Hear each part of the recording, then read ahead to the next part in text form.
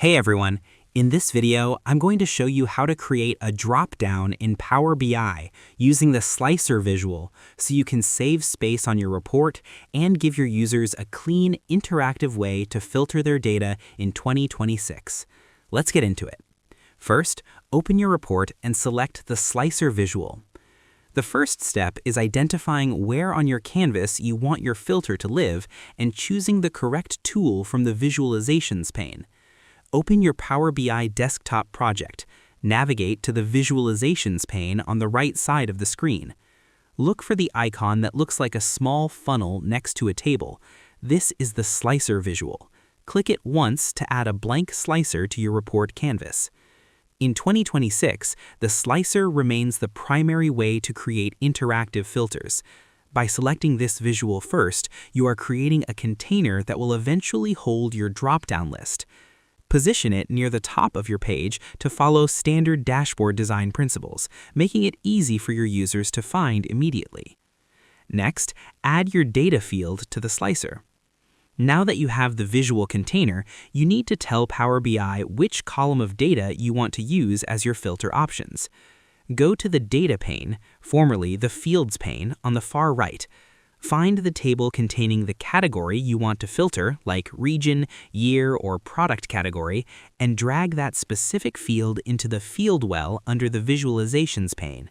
This is the mapping phase. In 2026, Power BI automatically populates the slicer with every unique value found in that column.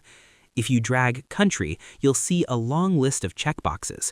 Don't worry if it looks messy or takes up too much space right now. The next step is where we transform this into a compact drop-down menu. Lastly, change the slicer style to drop-down. By default, Power BI often displays slicers as a vertical list of checkboxes. We need to switch this to the drop-down format to save valuable report real estate. With the slicer visual still selected, go to the Format Your Visual tab in the Visualizations pane.